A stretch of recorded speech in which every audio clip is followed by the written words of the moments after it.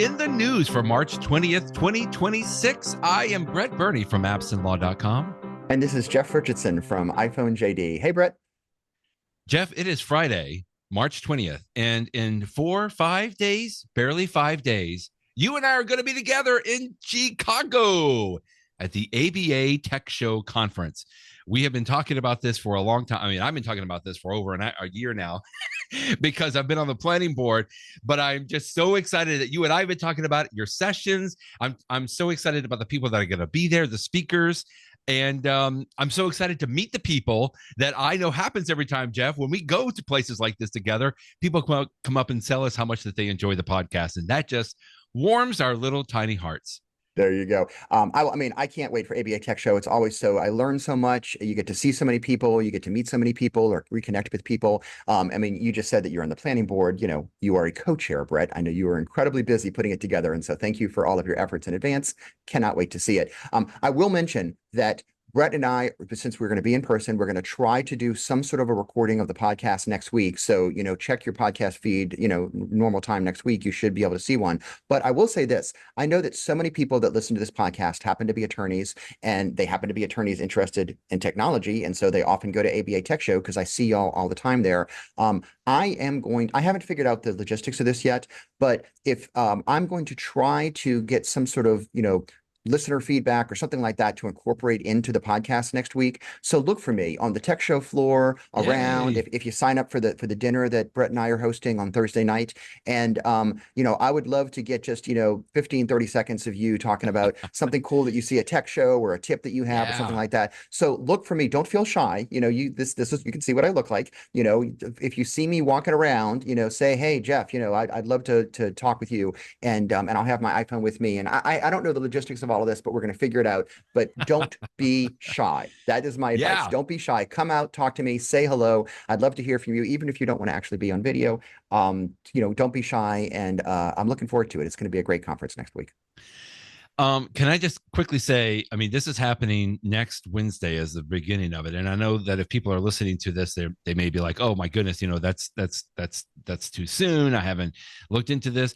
I would just quickly point out, as much as we would love to have you as a full registration for the conference, pro tip here, there are complimentary expo only hall passes. So if you just want to come by, I mean, you won't be able to get into the sessions or even some of the keynotes or anything, but these expo hall passes are great. I mean, truly, if you're looking to compare some of the technology that's available in the market today for your firm, for your practice, this is a fantastic place to come and just get some, you know, some information, to talk to the different vendors and talk to other people that are going to be in the expo hall. So anyway, just want to do a shameless little plug on there, just because we tell people, hey, you know, it's not like you have to come for the whole thing. I mean, it'd be great if you could, because there's going to be some wonderful sessions there, but I predict you'll even find Jeff walking around in the expo hall a little bit, as well as most all of us are. So you can go to techshow.com. Techshow.com is exactly what it sounds like. And you can find a lot more information there, as well as the buttons to register. Can't wait to see you there, Jeff. That's going to be fun. Now, that's the good news for this past week or for next week. There was some scary news that happened this past week. Oh, my goodness. You and I are very good, I feel like. Well, I'm going to give you the credit for this, Jeff. You're very good at highlighting what we typically call like very crucial, critical zero-day hacks or security threats that happen, specifically when it comes to iPhones, because there's so many billions and billions of iPhones out there.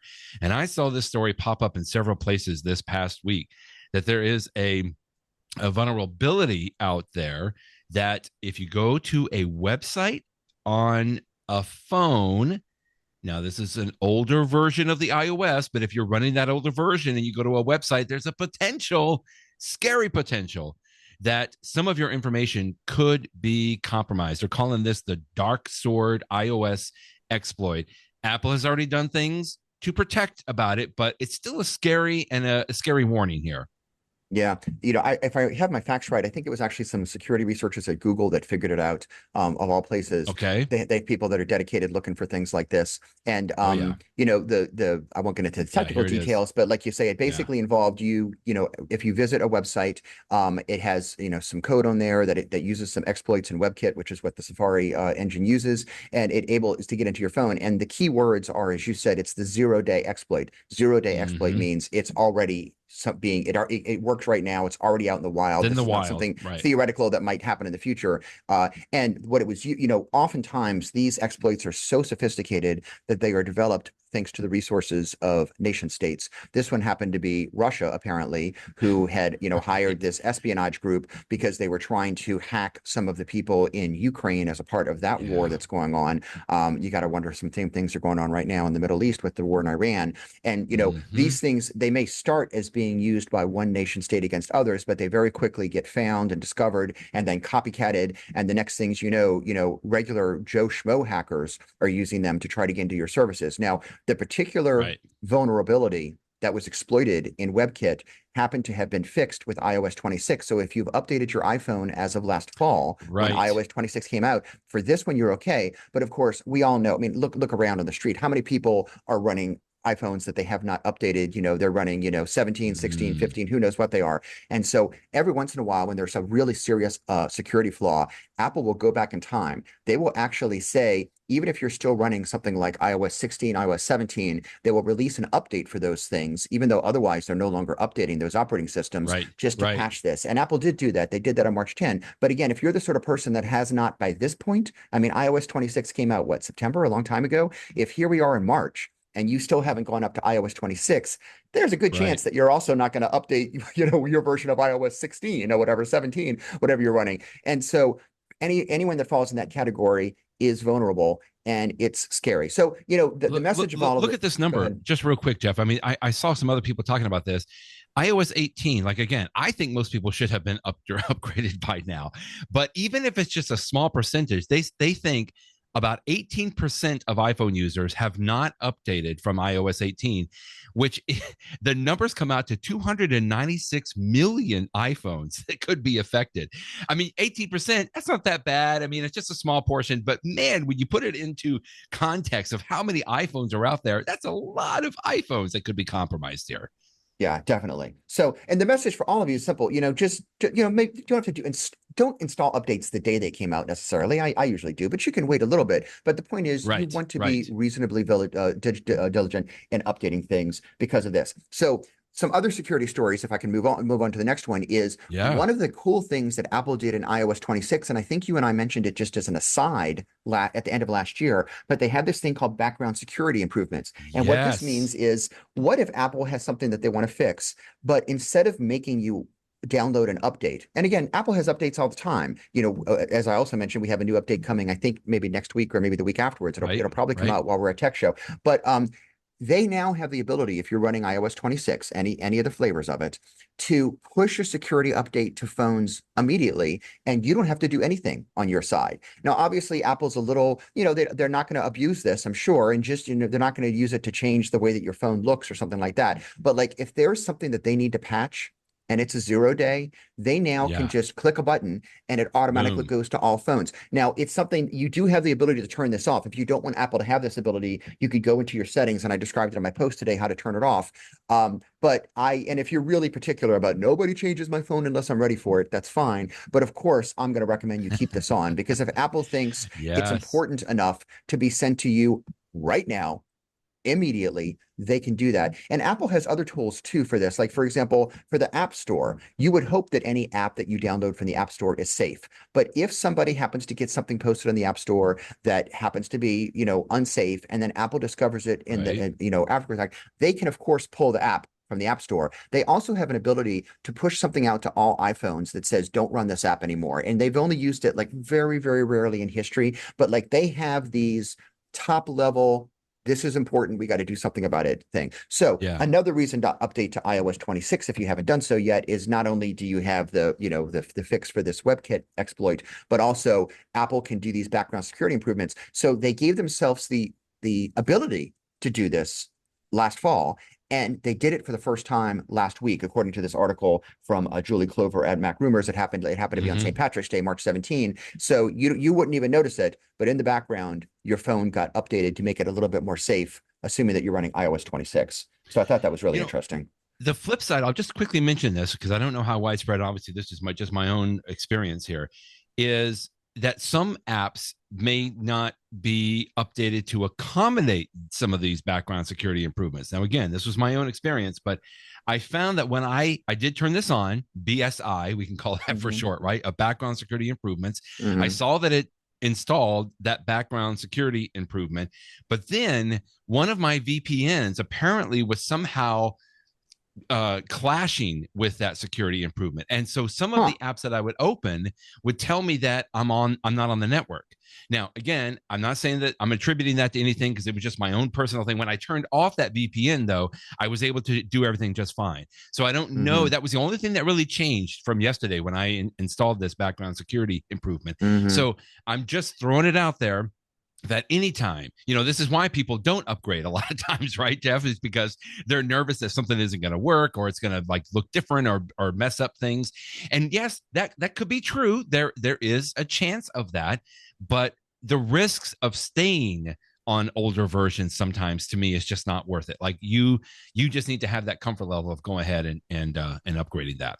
But once I did that, everything was fine. Yeah. As you're talking, Brett, the way that I understood Apple described this is that a background security improvement, a BSI, would automatically be installed in your iPhone. But while you were talking, so in my iPhone, I just went to settings, privacy and security, background security improvements. And when I go there, although I do have it turned on. Oh, I see it. At the very top, mine says automatically install. That's turned on. Correct. But at the very bottom, it's telling me that there is a background security improvement available, and I have a choice that says restart and install. So even though I have it turned on to install, it actually hasn't installed it yet. I wonder, in fact, I'm not going to do anything. I'm just going to let it stay there, and I'm going to check back again tomorrow. Maybe like overnight it will install or something like that. I don't know. I'm going to be curious. I wanted to do its thing in the background. Because mine says installed on it. So I hear we're showing each other on the screen. Yeah, and mine says available. Says installed, and yours says available. Interesting. Even though you have automatically install triggered on. So we'll see. Okay. Maybe it'll take a day to install. Maybe it'll do it overnight when I'm plugged in. Who knows? We'll report back on that. So we shall see. The other last thought quickly I had on this, I was just going to say, is this started giving me nightmares of being in law school, because now it's iOS 26.3.1 paren A. You know what I'm talking about, right? It's like the statutes or the regulations. I'm like, wasn't it enough that we have a 0.1 and a tenth of a point, a hundredth of a point, and now we have to go to like subsections on this? I mean, are you kidding me? It's iOS 26.3.1 and then open paren A, close paren. I'm like, come on. We deal with all this all the time, right? For regulations or statutes or laws and that kind of stuff. But I mean, I don't think the general public needs to be suffering through this. However, I don't know how else they would do it, right? Obviously, they went through several other iterations. I mean, and it just tells you like this is that background security improvement. But it, just like you said, it's like it's a sub improvement update install. It's not a point update. Anyway, I was like looking at that. I'm like, really? This is getting now a little bit too confusing on this. That's funny. I wouldn't have it any other way. So the last security issue to bring up this week, gosh, it's a shame there's so many of them. So this one was written by Matt Schumer, who is been a part of the internet forever. He was one of the founding developers behind WordPress, which is what I use to run my website, stuff like that. Oh, so, my goodness. And he goes by Matt, MA.TT. But he had this happen to him that I think, now his website post calls this a phishing attack.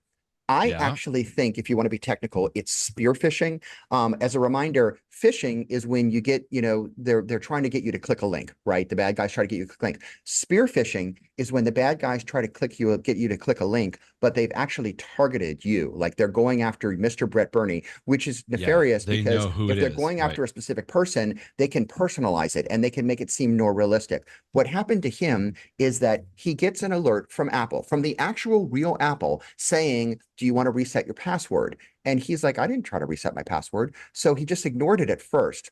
But then Right. he actually gets a call from someone that pretends to be from Apple, but is incredibly realistic. And like they are saying all the right things, they're making all the right suggestions. They say, "We see you got this on the phone," and he had got it on the phone. They're like, "We think that you might be a hacker," And I can imagine a person thinking, "Wow, how nice for Apple to reach out Right. to me and They're help on me it. out."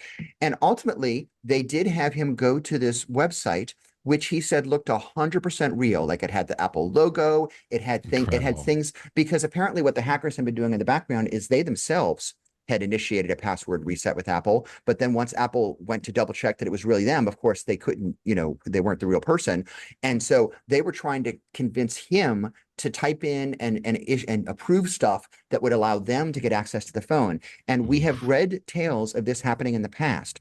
Once they are able to get into your phone, it can be so impossible for you to Yep. prove to Apple that you are really you, because Apple thinks that they are really you. And you can use access to not just your device, you can use access to things that are like, all your photos and your videos that are on locked up in the cloud.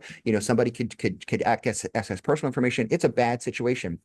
And so again, this is a developer of WordPress. This guy is as techie as you can He get. knows what he's And doing. he was going through it until finally he got to the point that he described. He was on a page and he realized, I won't spoil the story. He explains how he figured it out, but it was pretty good. And he actually tells at that point the guy on the phone, wow, this is a really good space. This is really good. This is obviously phishing. So how did you do this? And the bad guy hangs up on him and clicks. But Click. I will tell you, as I'm reading this story, I would like to think that I would also be, I know, Jeff. suspicious, Yeah. but you got to be careful. So his tips, which are really, really good tips, is if you and I've had this happen before, I'm sure you have too. Out of the Me blue, too. I get Yep. something about upgrading my, do you want to reset your password for Instagram Right. or something? I'm like, no, I didn't Was this do that. you? Was this you? Yeah, Yes or no? And was it's this like, if you? it wasn't you, then you need to call us. But if it was you, click here, or, it gives you those questions all the time.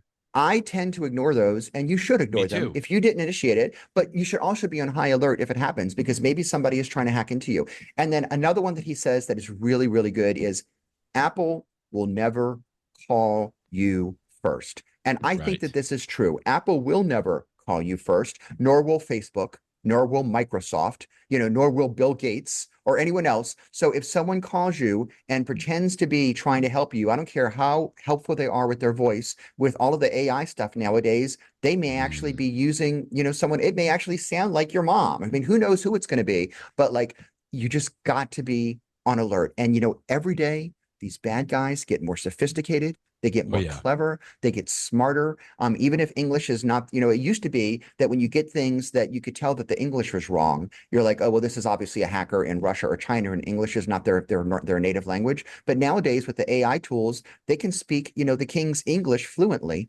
And so you just have to be very, very careful. So lots of good security tips to start the week. The video at the bottom of this post is a must watch. It is 5 minutes long. Like, if you just sat and listened to Jeff talk about all of this and we're a little confused on exactly how it's going down or anything, watch this little video or just listen to it. It's only 5 minutes, but it will at least, it will at least give you the heads up, like what to watch for, kind of a thing on there. And that is just so important. I mean, I feel like the same way, Jeff. Like, I read this and I'm like, oh, well, okay, I would have caught it at that point. But just to listen to the back and forth, he started recording the phone call. That's what some of the video is. So you can actually hear how good and convincing this Alexander, quote, Alexander from Apple support, sounds. That they're just going, he's taking them through and he's walking them through, just like you said, they're so sophisticated in what they do, and just incredible. But watch the video, because if nothing else, it'll just give you a little bit of a heads up. Okay, I have one more story quickly, and I'll make it quick, I promise. And in fact, I just found this news story from Chicago because I was working with somebody yesterday that got a text message, Jeff, and they asked me about it. It's from Cook County. They got a text message of a document that said, hey, you have an unpaid traffic violation. And I don't know if you can see this text message here. It looks incredibly legit. Like, it looks like it comes from the circuit court of Cook County. It has all the information. It had the right address. It was signed. Here's the kicker. One of the first kickers is the person I was working with was an attorney. They know the Cook County clerk, and the name that this text message came from wasn't the name of the clerk of Cook County, but only an attorney would know that, right? Mm-hmm. Second of all, it came from an unnamed phone number. The last thing, if you can see, and I don't even want to show this because I don't want anybody to accidentally hit, but at the bottom of this document is a QR code. There's no other place in here to like call for a phone number. There's no other place in here to like go and visit a website separately. They only say, hey, to get rid of this, use this QR code and scan it. And thankfully, this person I was working with did not do that. But Jeff, I mean, how quick would that have been for somebody to go and to do that? This looks legitimate. This looks scary because, today there's all kinds of like traffic cameras out there. So you don't know if maybe you were speeding or something happened without actually your knowledge. It wasn't that they were pulled over. So I just wanted to highlight that one, as you can see, this story is just from yesterday that they're published because now the Cook County Court is announcing it. But anyway, just be careful out there, folks. Oh my goodness. Just all of these come into a head, which is just crazy. Can I share another story from yesterday? Please. This one is not posted in a story online. My source for this story is my lovely wife. Because the dinner table last night, Brett, she got the exact same scam that you're showing off. What? I mean, this one was Cook County. She got one that pretended to be from the state of Louisiana or from New Orleans or something like that, but it's the same scam. Whoa. It told her that she had a traffic violation, and she knew that it was fake. And yet, when we were talking about it, I could tell it was like, right, it's fake, right? And I'm like, it's fake. I'm like, they're not going to text you out of the blue. Believe me, if you get a violation, they're going to send it to you in the U.S. mail. But of course, the hackers could also use the U.S. mail. In fact, that would be the next thing they do. So, pay the postage to send you a snail mail and say, here's a QR code. Go ahead and scan this QR code. Right. To do it quick, pay by PayPal. Because most of us we're starting to learn that if you get an email that you don't expect and it has it says click this link, most of us are like, gosh, do I really want to click that link? But what you don't think about it is scanning a QR code. It's the same thing. It's clicking a link. It's going to a website. And it's even worse with a QR code because with a QR code, you cannot see beforehand what website it's sending it to you. So it may be hackersrus.com. You don't know.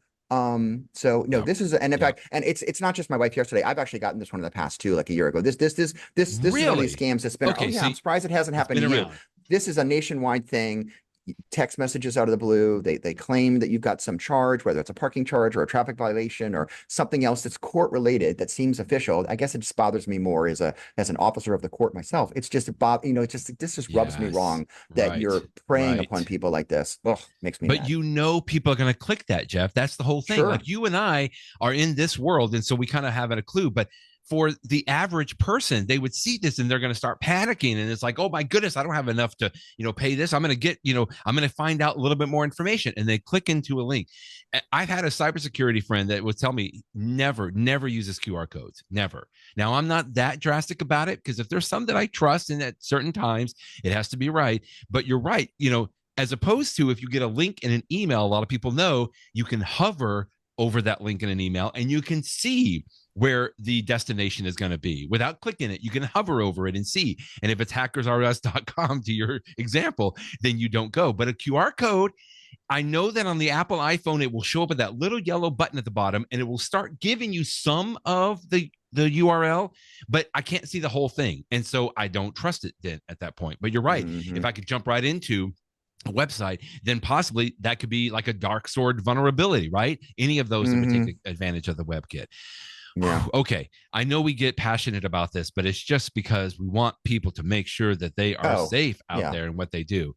And and I see this at my law firm every day. I mean, I'm so concerned about security, and one of our users, we've got hundreds, we've got over 300 attorneys in my law firm, and even more, all the staff people. It's just a single person clicking a bad link opens the door to the bad guys getting into our system. Yeah, and so you just got to be vigilant. Oh. Well, let's turn our eyes to maybe something a little bit more positive on the horizon. You already mentioned iOS 26.4. And all I can think of is how many points and parentheses and subsections after that. But okay, one thing at a time. 26.4 is not out yet. We've talked about the fact that it has been in public beta, I believe, already. And so we know it's imminent. And maybe, like you said, even next week, that'd be fun for Tech Show. But this was a good article from Zac Hall, I thought. 13 enhancements coming to iOS 26.4. Some of these we've already talked about, I know. There was a time a long time ago when I had hoped that 26.4 would be Siri improvements, but that's obviously not coming because Apple needs more time on that. But we say this every year around this time. When Apple gets to the point that they really want to make sure that people update that haven't updated yet, one of the things that they will do is they will include the new emoji in it. And so that's what they're doing for this one. They are comfortable enough with iOS 26, 26.1, 26.2, 26.3. They're like, if you haven't updated yet, you got to update to this one to get the new emojis. And so there are, I think there's what, 6 or 8 of them. How many are this time? 8. There are 8 of them this time. And there are some cute ones that, I could totally see. There's a trombone, which I'm sure I'm going to be putting next to the sad face to have sad trombone. Bump, bump. There's a treasure chest, which I know would be useful. There's a very funny fighting one. The first one on there, which is called distorted face. That one is sort of cute. And I am sure there's going to be text messages that my appropriate response is going to be distorted face. And so when it does come out, which could be as soon as next week because the release candidate is already out right now, you will want to update so that if your friends or family members send you the emoji, you can see what they are and you might want to use them yourself. So that, if there's no other reason to update to 26.4 when it comes out, it's that one. But there are some other interesting features. There's also Harry Creature. Which is basically, Bigfoot. But Harry Creature is the official name for this emoji. Well, Bigfoot's trademarked. You wouldn't want to have to get his attorneys involved. That's true. So, him, Sasquatch, or whatever, you want to just use the more generic name. Exactly. Nice. So, but some other things, as one of them that I have heard about this one, but I don't think I've experienced it. And you're showing it on your screen right now. I've heard people complain that when you type super fast on your iPhone keyboard, you will actually see the key, like on the keyboard. You know how, like when you tap down, it sort of pops up, but it won't actually enter the character. It hasn't happened to me. Maybe I don't type fast enough, but I've heard people ask me about this. And so apparently it was a bug. And Apple has figured out how to fix it. And so that's going to be fixed to 26.4, which is good. And then there's some other interesting features, some changes to the Apple Music app. We talked about one of them the other day, the ability to create playlists based upon, descriptions that you give it. Playlist Playground is the name of it. And they also have a feature in Apple Music for concerts that apparently, like if I listen to, a group all the time, like, as somebody who went to college in Atlanta in the 1980s and 90s, the Indigo Girls, it knows that I like to listen to the Indigo Girls. And so if they happen to be touring, it will let me know, or whoever your group happens to be, it will say, oh, this is someone who you like. They happen to be in your hometown and you can find concerts in your area. Spotify's been doing that for a while, so I'm glad that Apple Music it'll be new for me, but and some other little updates too, some accessibility improvements, stuff like that. So, but I think the emoji will probably be the one that, or the typing thing, if that affects you, will probably be the one that affects most people. We thought Apple was done releasing new hardware products, but Jeff, we were wrong. This week, Apple introduced AirPods Max 2. They look exactly the same. I think from the outside, I don't know, are there even new colors? I don't even think they have new colors on here. It's all internal in the guts. But the only thing I kept thinking of when I read this is, why couldn't you have put all of this new stuff in when you went from the Lightning port to the USB-C port, right? Maybe they weren't ready. I'm not at Apple, but I just was like, come on, man, really? Because if you bought those when they upgraded to the USB-C port, I think you'd be a little upset if all of a sudden you found that there's new ones out right now. You know how last week we were talking about the Apple Studio display, which is a monitor that I own and I use, but I know that it is overpriced for what it is, but I was willing to pay more because I know it's going to work. It's from Apple. The quality is going to be great. Yes, I could have shopped around and saved money by something from another company, but it wouldn't have been the Apple product, and I don't have the guarantees of how long. So I feel the same way about AirPods Max, that if you want over the head, headphones, there are other companies, including Beats itself, who Apple's owned for forever now. Lots of companies will sell you ones that are cheaper, but I will tell you, the AirPods Max, if you're willing to pay more, because they're like $500, they are very nice. I mean, I've tried them in the Apple Store. I think your daughter owns a pair, right? So you're familiar with them. She loves it. Loves So them. Apple came out with the original version, and then as you referenced, they updated them just to swap out the Lightning for USB-C and some other tiny, tiny Right. improvements. But they didn't even Right. change the name when they did that. They kept the name the same. So now they have added the number Right. 2 to the end of it. But what they've basically done is the features that we have in the current top of the line AirPod Pros, Right. they've taken, basically the same chips, is it the H2 chip, whatever it is, and H2. That's right. they've now put those inside of the AirPods Pro Max. And so now, if you purchase these things, you get, so again, you're not getting anything that you didn't already have on AirPods Pro, but if you just prefer the form factor of over the ear, it would work. In fact, I was listening to somebody, I forget which podcast it was I was listening to, and they were joking that one of the cool things that AirPods can do now is this live translation function where, you're talking to someone and they're speaking French Yeah. and you're speaking English, and it can translate as you talk. So that feature is now available in their AirPods Pro Max. But the person was pointing out that, like, if you're talking to somebody in a foreign country and you have these big honking AirPods over your head, it might look a little obnoxious. Whereas, these little tiny little AirPods in your ear, may not look as obnoxious. I guess there's a social issue there too. But anyway, so Right. it's nice that they've updated it. But I know that I have read some websites and I've heard some podcasters and they say, "Oh, don't buy these because they're more expensive and everything else." I don't feel that way. Yes, they're more. Yes, you could shop around and buy something from Sony or from Beats or anyone else that's going to be a little bit Yeah. cheaper. But the AirPods Max are very nice. And if you're saying, what, I just want something that's really nice. It's an Apple product. I trust it. It's your money. You spend it how you want to spend it. And they are really nice. They do feel good over your ears. Many times I'll go into an Apple store to check things out, and I'll see the little Right. display for the AirPods Max, and I just put them on, and I'm like, this is nice. They're Yeah. really I good. don't I don't know They're that I have really a good. need. I don't know that I have a place for it in my life. Because for me, I'm often wearing AirPods while I'm walking around and doing stuff. I don't think I want something bigger in my head, but I understand that for some people, this is what they want. And so now there's a better version.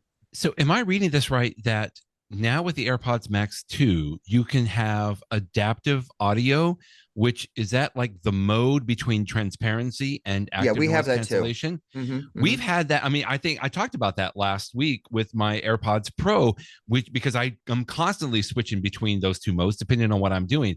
So, are you telling me that the AirPods Max, original or one, didn't even have that before? And now it does with the AirPods Max 2?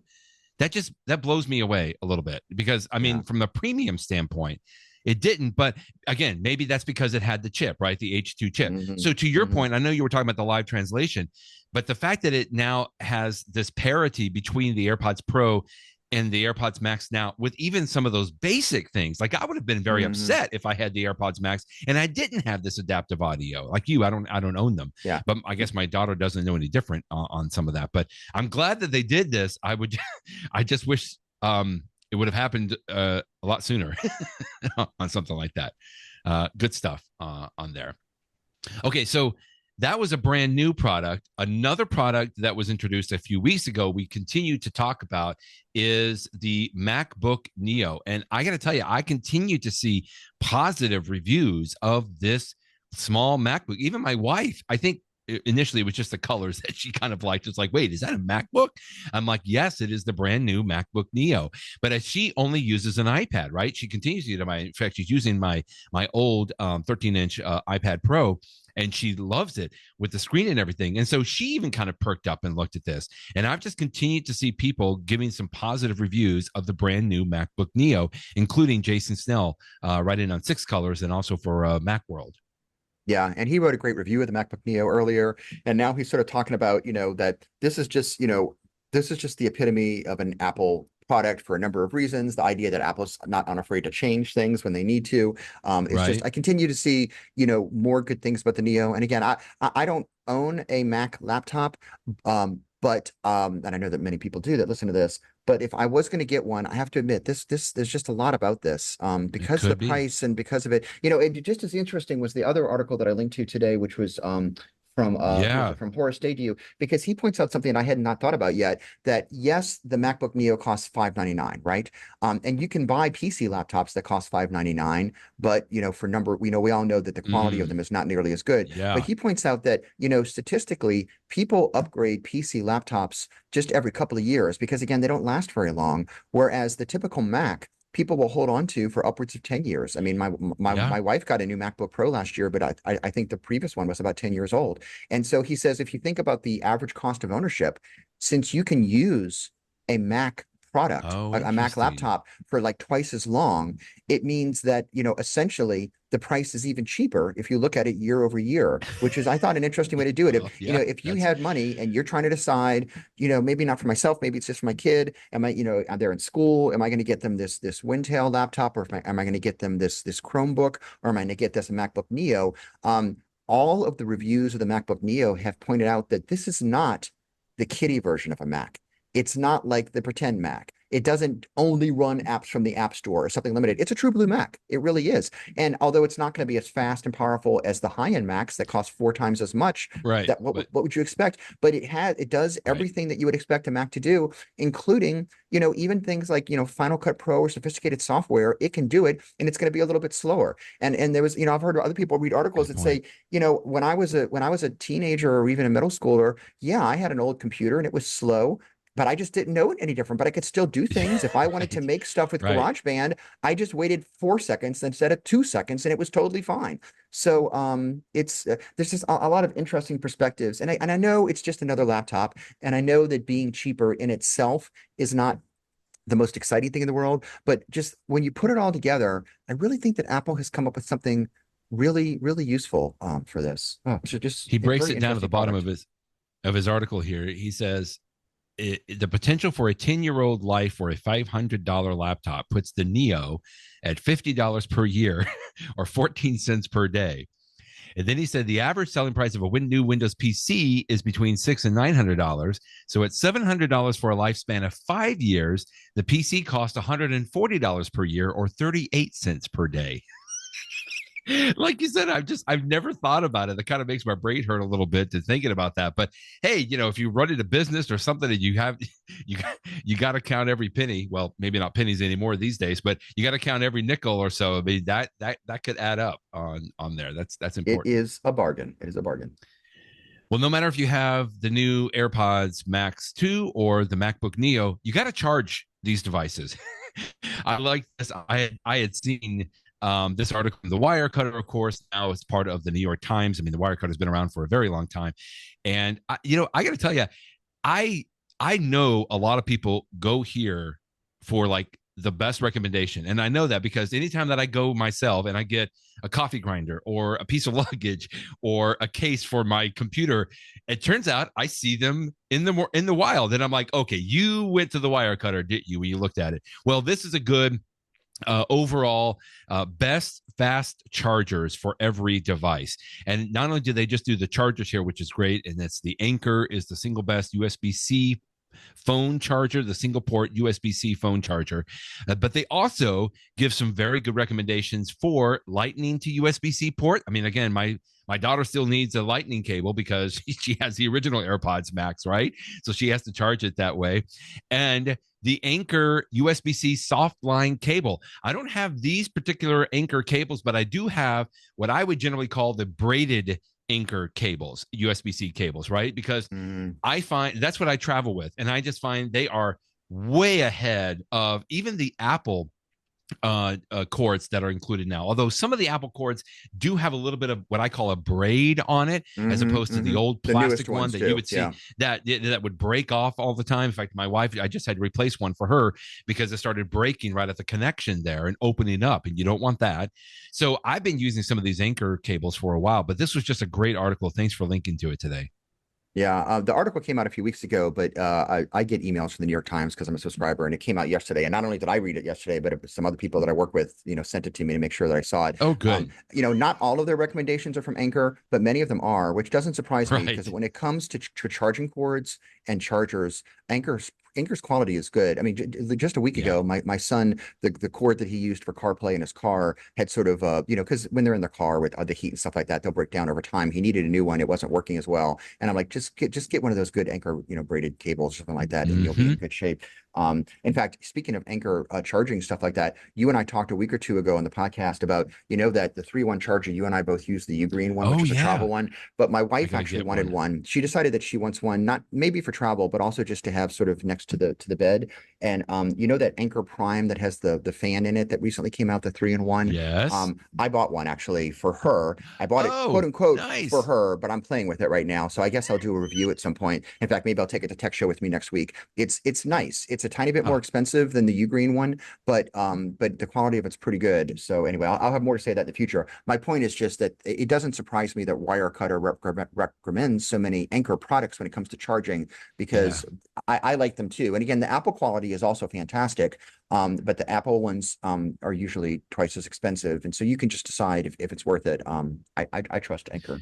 And it's not just that. Real quick, I'm going to point out in this article, they're talking about, quote, fast charging, because I find a lot of people still use some of the old bricks, maybe from their previous phone, because Apple doesn't even ship a power Hmm. brick with their phones anymore, right, Jeff?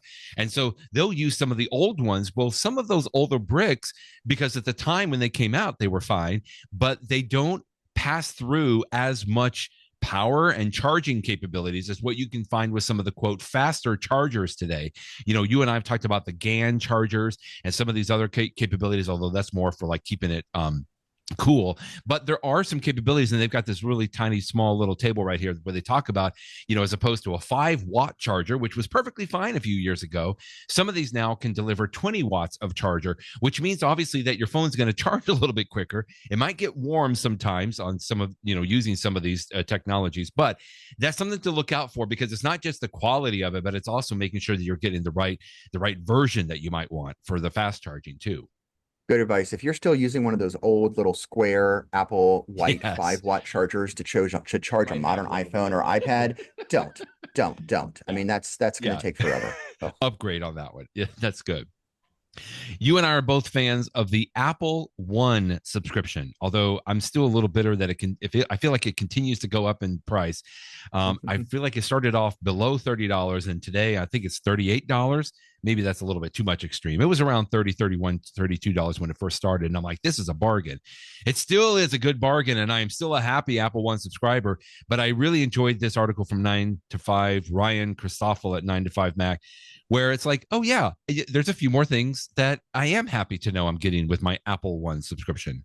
Yeah, as he points out, when you pay for Apple One, you get, Apple TV, Apple Arcade, Apple News Plus, Apple Fitness Plus, Apple Music, and each one Yeah. of those services is constantly improved, and so it just means that the value of the overall subscription improves as well. And so he picks out some things that he likes from the different services, and many of them I agree with him on. I mean, I use Fitness Plus all the time for Yes. weights and stuff that I use. I really like those programs. Apple News Yep. Plus continues to surprise me. Not only do I love their emoji game, speaking of emoji, but as I was reading Ryan's article, for example, he pointed out that one of the sources that's available in Apple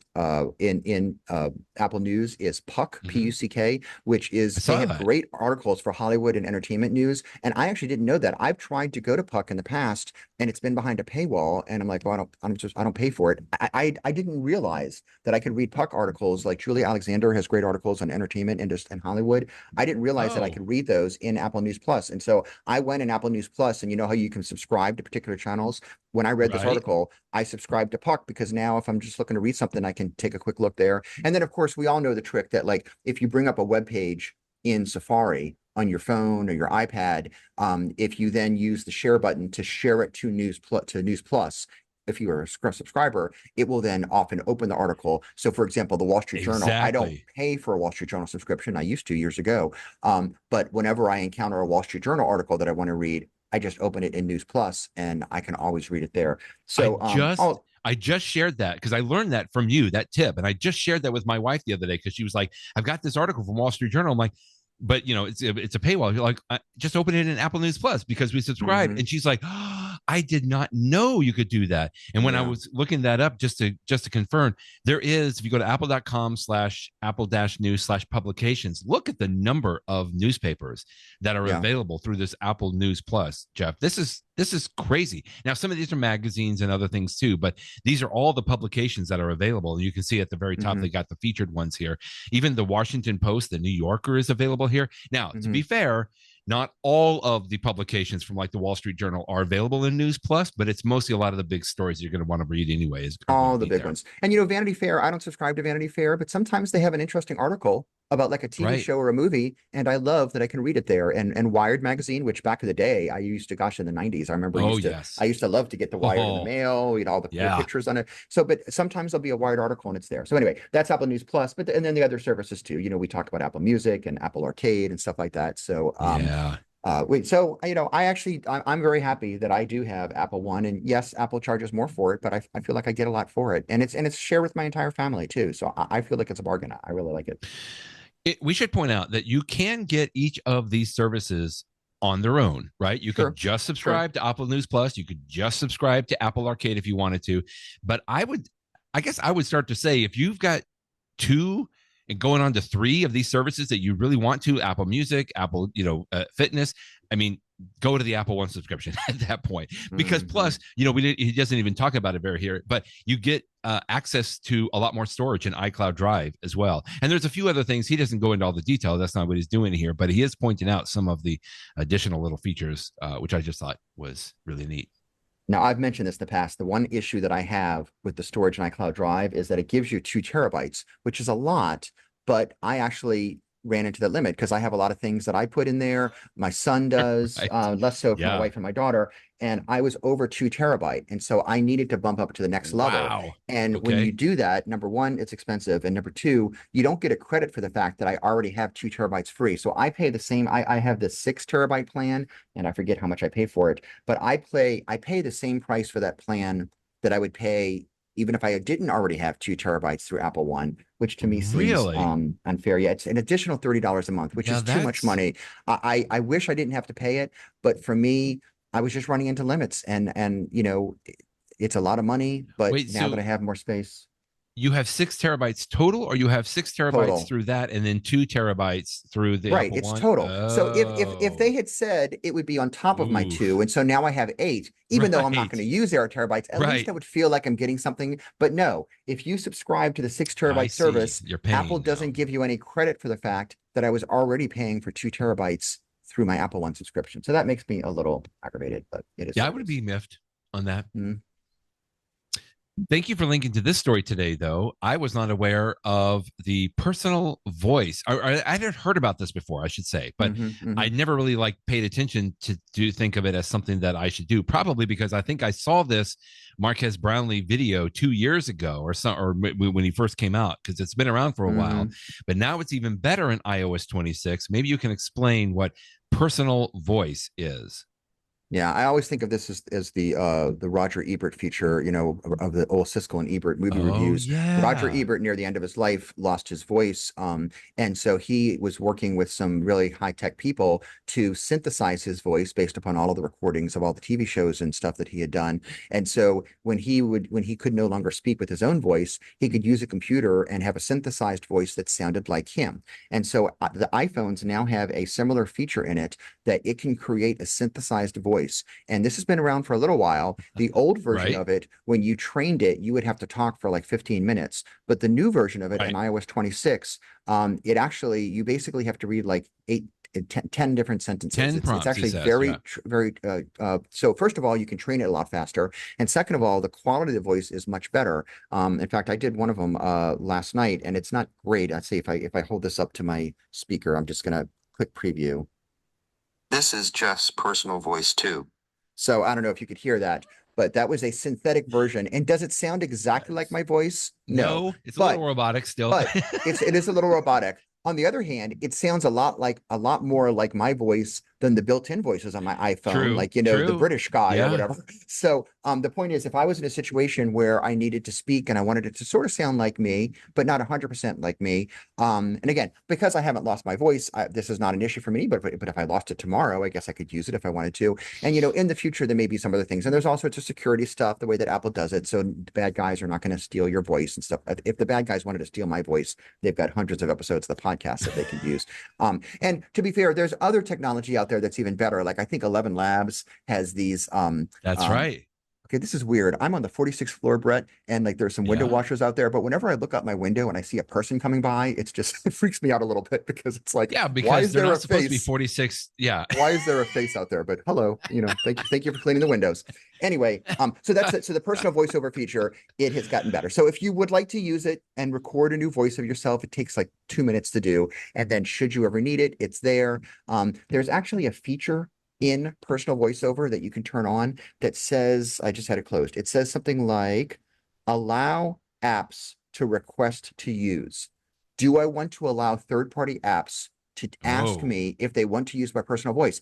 I decided to turn it on only because I've never seen an app try to use it. Like, I don't, who's going to ask to use my voice? I have no Yeah. idea. And if they ask, I might well say no, but I'm just Carrot weather. Maybe curious. carrot weather. Yeah, That would maybe be I can have funny. carrot weather talk to me in my own voice. I don't know. So we'll see. But anyway, that's the improvements to the personal voiceover feature.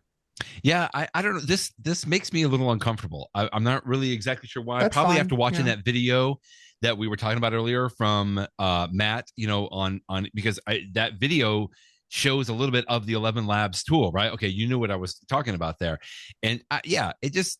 I mean, I want to try it just because I think it is cool, and apparently you can use the voice then to read back like text messages or an article from a website or something like that, and that would be, I guess, kind of fun, a party trick of some kind. But we'll see. I'm glad that it's better. I mean, to me, that it should be better at this point. How about a quick in the show? You had a In the great little post show. here of the walk down of Apple TV shows. They're going to kick off 5 weeks straight of big premieres. There was a lot of stuff that you covered in here, and some of these I'm pretty excited about too.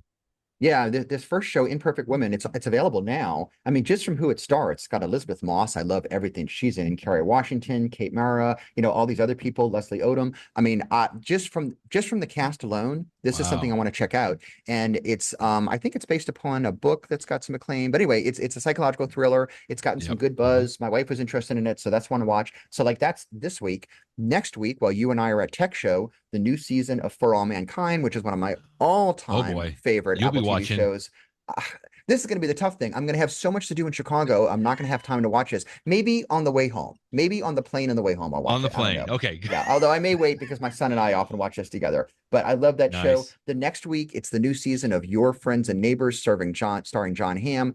Oh Have you watched yeah. this one? Have you watched the first season? No, I haven't, but It's I really like John good. Hamm, It's really, obviously. really Yeah. good. He's really good. The other stars in it are great. It's a great, all these have great shows in it. So then the following week, we have this movie that I had not heard about called Outcome, and it's Oh got yeah. Keanu I don't Reeves, know. it's Jonah Hill, Really? Cameron Diaz. The week after that, Whoa. now we're into mid-April, April 15th. Margot's Got Money Troubles. So this one was previewed at South by Southwest, and it's gotten really good. Like this is supposed to be a really good, funny show, and it's got Oh, people. Nick It stars Offerman is in there. Elle Yeah. Fanning, Nick Offerman, we all love. Michelle Pfeiffer's in it. Greg Kinnear, lots of people that Wow. we know. And and I thought there was maybe one more too. But I mean, there's just so many amazing things coming up. It's and then I'm sorry, the other one I was thinking of, that's the next 5 weeks in a row. And then this is going to probably be a year away, but I just saw this report this week that, Martin Scorsese, Leonardo DiCaprio, Jennifer Lawrence, Patricia Clarkson, Wow. who's a great actress from right here in New Orleans. They are in, again, I don't have to know any more about the movie. The fact that it happens to be a thriller, great. But We're like just with gonna see these that. people involved, like, of course I'm going to Woo. want to watch this. And they're just started production on it. So we're still probably a year away from it. But Yeah, just yeah, Apple yeah. TV is continues to fire on Man, all cylinders. it's time to subscribe if you haven't. But I always like to remind people of this. If you bought a new Apple device within the last, they give you like 3 months free. I think you can get into your iCloud account when you log into your new device. So anyway, if you haven't got an Apple TV, you could binge watch some things if you've just bought a new Apple device, and you can get on some of that free trials on there. In the last little video, I thought this was great. We spent a long time last week talking about Apple turning 50 this year. And this was a fantastic little video. I've only got the chance to watch a few minutes of it. You apparently watched the whole thing. The Computer History Museum is in Mountain View, California. So obviously, lots of history there from all of Silicon Valley. But David Pogue, who wrote a book, which I don't know if you started it or not. I know we talked about that last week as well. He did an interview of all kinds of people. I got a chance to watch a few minutes of senior Apple employee Chris Espinoza, who is the only person that has worked at Apple for its entire 50 years. That is mind blowing to me. He started working at Apple when he was 14 years old. That is just insane. Yeah, and it's a great interview. I mean, not only does he have on stage Chris Espinoza, who has so many stories, John Sculley, who, John Sculley was the CEO in Apple, and what many people say about John Sculley is, oh, well, he fired Steve Jobs, and so he must be bad. But the reality is that, first of all, he didn't directly fire Steve Jobs. It was a board decision. But second of all, now that we're 50 years later and people are looking at history, I think that in retrospect, Steve Jobs had to go, because Steve Jobs, as important as he was for the beginning of Apple, he was not a good leader when he was originally at Apple from all of the accounts. It was really important for his personal development that he left Apple, started his own company next, learned how to actually be a good CEO. And then, so fortuitous that he came back to Apple in the 90s and saved the company. I mean, don't get me wrong. But John Sculley himself, he did a lot of great things. I mean, it was under John Sculley that the whole MacBook line. I mean, Mac laptops were because of John Sculley and all these other incredible things. And he, whatever age he is, he's still very articulate. Great stories. So, I mean, it was fun hearing from him. There's a little Really cool. John Rubenstein comes on as a little Zoom video thing. Abby, I pronounced Abby's last name, Abby Tevanian, who is a very senior leader at Apple that came with Next. He's now retired from the company. But not only the people on stage, not to spoil it for you, Brett, but because this is right there in Silicon Valley, the audience is packed with so many people. Yeah, he kept referencing other people out in the audience. When Chris Espinosa was talking, he's like, sorry, Walden, or he would be referencing people out there. There are times that David Pogue jumps off stage and like someone is sitting in the front row. It's like, how did Steve Jobs and Steve Wozniak meet? Let's talk to the guy who introduced them in middle school. Crazy. And he walks into the audience and does it. It's just so funny. So and David Pogue is so enthusiastic.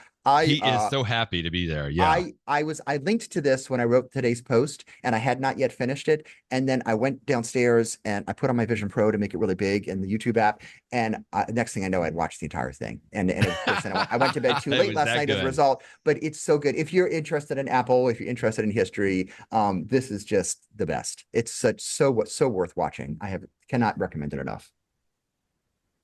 In the know. All right, my friend, I have a beef to pick with you. Okay.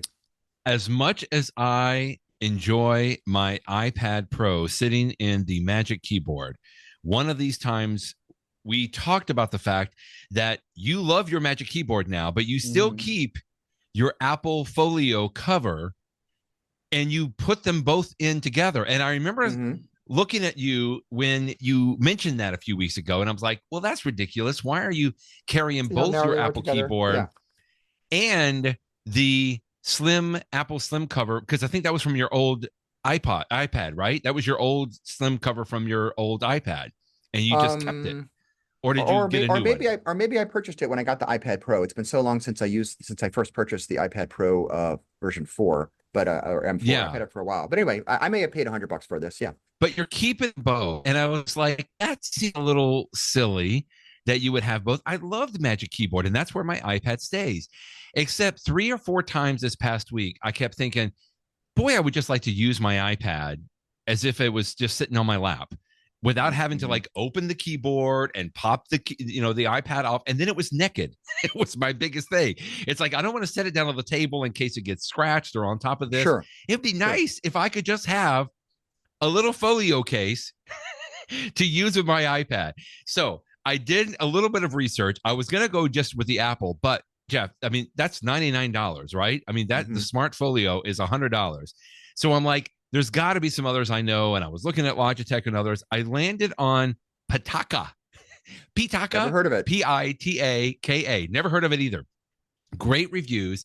$60 was what this was.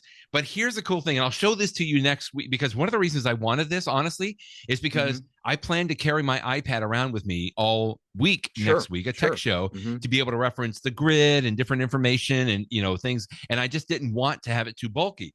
Well, this does exactly what you would think. I could just, open it up here. I'm kind of crowding in the camera right now. But just like what you're talking about, I just wanted to flip it around so that the cover could be on the back, right? It's protected, it's magnetized, so that it actually has a magnet in the base of the cover, so that my iPad just glues right on. And in fact, I can even hold it up and you can see that it stays in the case. It doesn't come out really easily.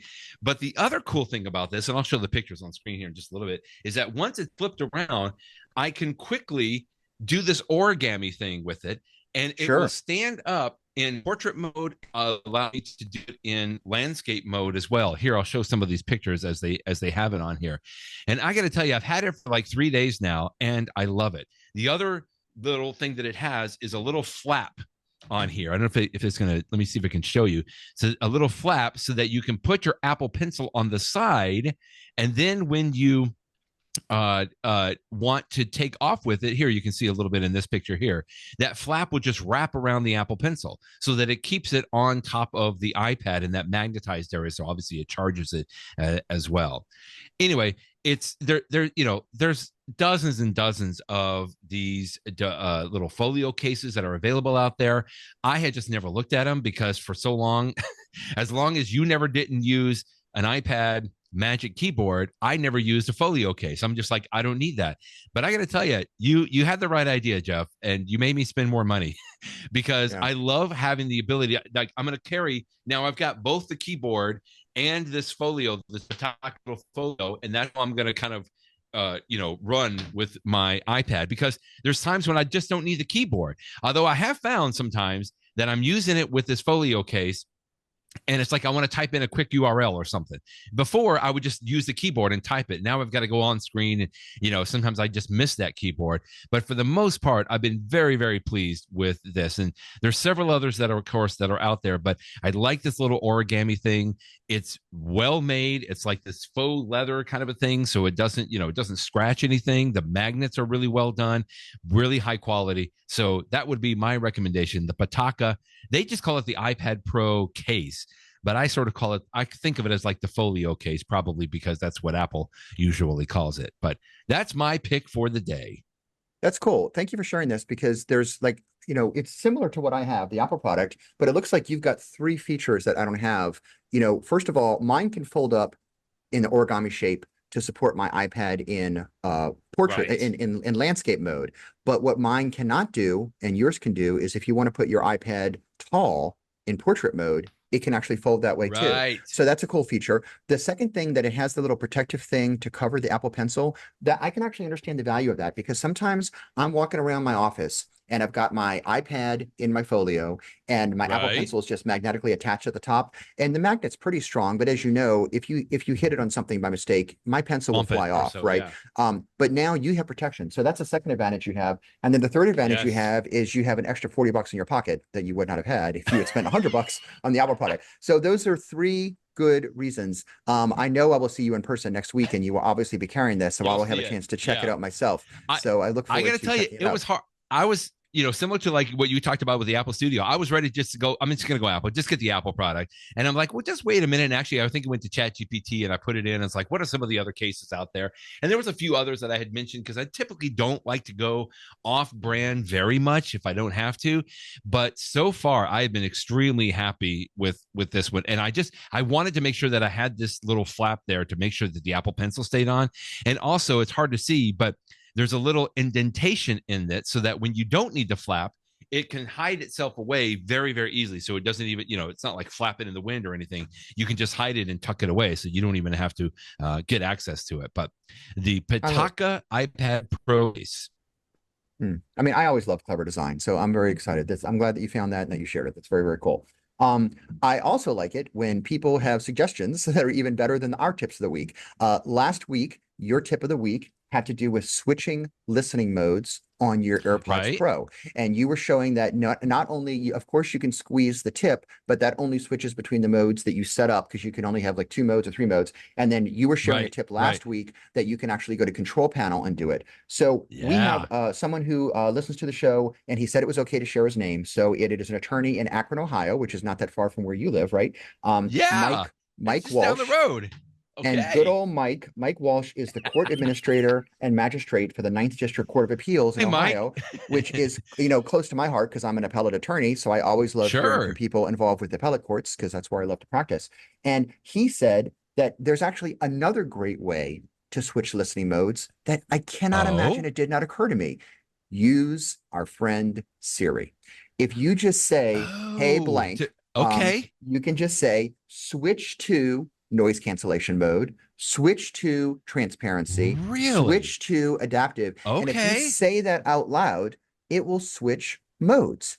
And this is so useful for me because Okay. I don't think sometimes I've tried that. I Yeah. might be like, I'm doing dishes or something like that. And so my hands are wet and I don't want to be squeezing Sure. my thing. And I'm not going to pick up my iPhone and go to the control panel, but I want to switch modes because I had been in noise cancellation mode. And now I want to listen to that people outside because they might talk to me.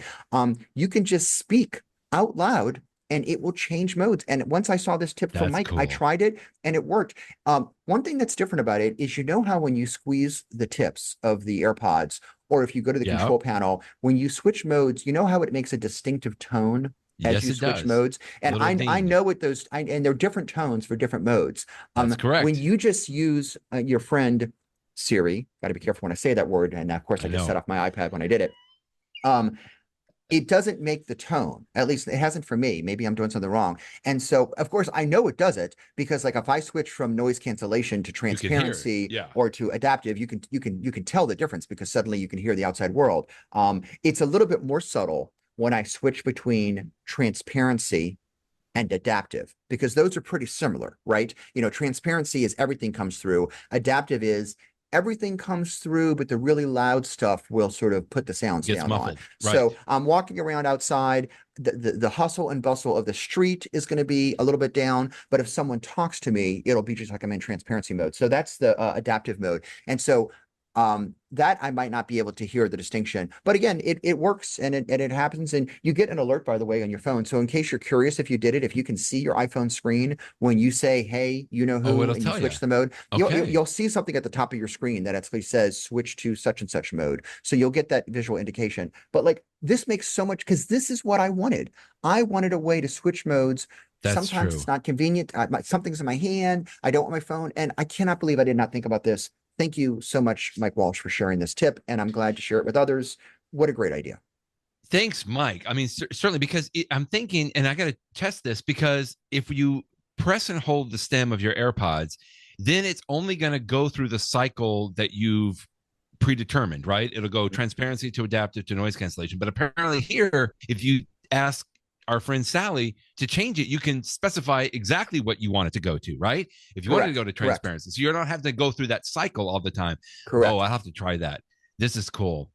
Although I normally do this a lot in the airplane, so I don't know if Sure. You have the to be in flight an environment attendants. that you can speak out loud. Yeah. So I Right? will admit, if you're Hey around other Siri, people, if you're around other which people, you might not want to do wait, game this. on. But if you're by yourself and you're listening to something, because for me that is often the Absolutely. case. I'm doing something around the house or I'm doing whatever, and it's okay for me to speak because I don't have a lot of people around me. But I want to Right. switch modes. So anyway, I thought this is a great tip. Oh man, thanks, Mike. We need to have like a crowdsourced tips, Jeff. I mean, you're going to do some of that a little bit next week, as we talked about, since we're going to see Correct. each other in Tech Show. But thanks, Mike, for sending that in, and feel free to do that or email Jeff, on the blog, or you can reach out to me as well. We always enjoy seeing folks provide some tips. And again, if you're going to be in Chicago at the ABA Tech Show next week, you'll see both of us there. I'll probably be a little bit busier than Jeff, although Jeff's going to be pretty busy. He's doing 2 sessions and really just going around. Both of us are going to be doing the dinner next Thursday for a select group of attendees. If you get there, you can sign up for the Taste of Tech Show dinners. I'm always excited about that. I have good memories from doing this many, many years with you, Jeff, and I'm looking forward to it. So as always, thanks for being here, and we definitely will talk next week, just in a little bit of a different capacity. There you go. Thanks, Brad. I will see you in person next week and hopefully see some of the folks listening too. Otherwise, take care. Bye-bye, everybody.